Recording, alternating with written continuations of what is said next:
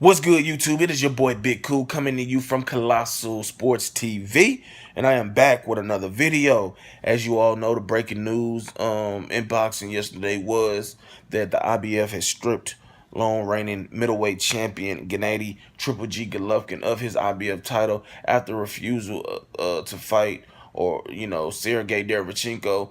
I don't want to continue to go into detail. Y'all already know about the Canelo situation and him facing Vanis Martirosyan after his rematch with Canelo has fall through. I think Canelo withdrew. The IBF granted him an exception with the knowledge or with the thinking that he would fight and have an agreement with Sergey Dervanchenko. Reached signed to deliver by August 3rd or before August 3rd, but that didn't happen. And now this leaves Sergey Dervanchenko to fight for the title, but against who? If you look at the thumbnail, it's three other guys that would be in the running to face Sergey Dervanchenko. All these guys are going to move up one spot. Dervanchenko was already #1. They didn't have anybody rated at #2.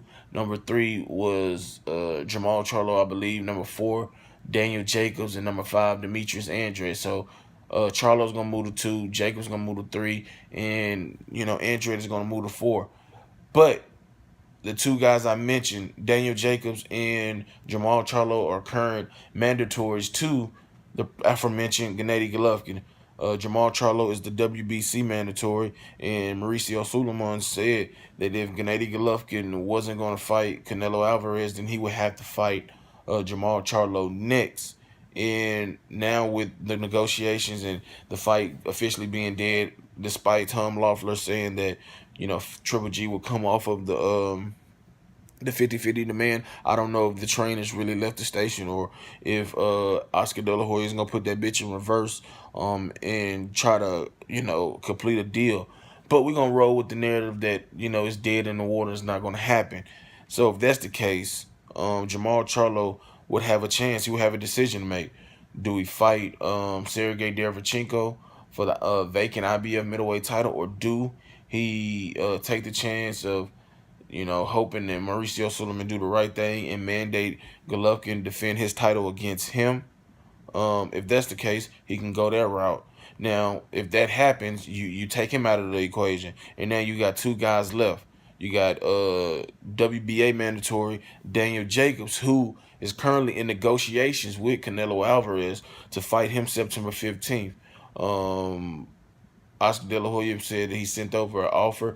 Eddie Hearn, confirmed that and said it was a very good offer, but still, they know that they worth. Apparently, and maybe it's an 80-20 split that's being offered, and I think that Eddie Hearn is probably going to push for 75-25, 70-30, which I think that'll be accurate for Daniel Jacobs. I think he should at least get 30%. But if that fight happens, that means that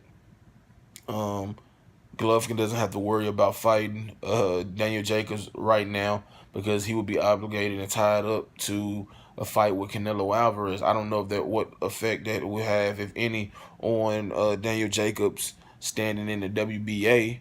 I imagine it wouldn't have much of any effect on him, but that takes him out of the equation. And then if that's happening, then leaves one guy.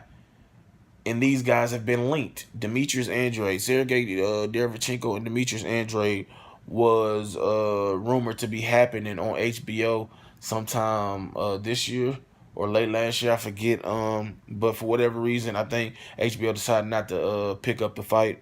I don't think they're too fond of Demetrius Andrade. I'm just making an assumption, or maybe they just weren't too fond of that fight at the time. But this is Demetrius Andrade's chance. If it falls the way I think it will fall, this is his chance to become a two division weight champion, to get back in the recognition in the minds of boxing fans who may have forgot about him, against a tough Sergey Dervanchenko, who has a deep amateur pedigree like Andrade. So hopefully everything works out for each guy. If it's always a chance that Canelo and Triple G could reach an agreement, and that would put Daniel Jacobs, if Jermall Charlo goes and gets mandated with Golovkin to fight Golovkin for the Golovkin's WBC title, that'll put Jacobs right there in the position to fight Sergey Dervanchenko for the vacant IBF title, which will leave Demetrius Andrade as the odd man out. But like I said, these are four good fighters, excellent fighters, and any one of these matchups will be tremendous. But I hope Demetrius Andrade get his chance. He definitely needs something to spark his career back up. I know that I did a video last week or something like that, um, stating that he was likely to fight. I forget my man's name in June or July.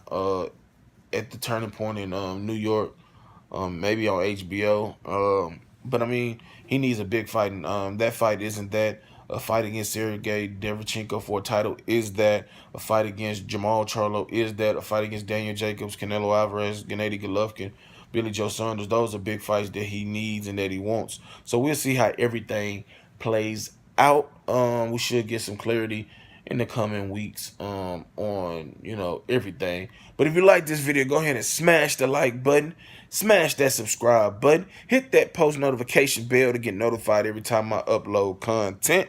Drop your comments in the comment section below. Shout out to everybody in the movement that's moving with us. Be sure to check out 3kingsboxing.com for your latest and greatest unfiltered, unbiased boxing news reported the way it should be. Until next time, I'm out. Peace.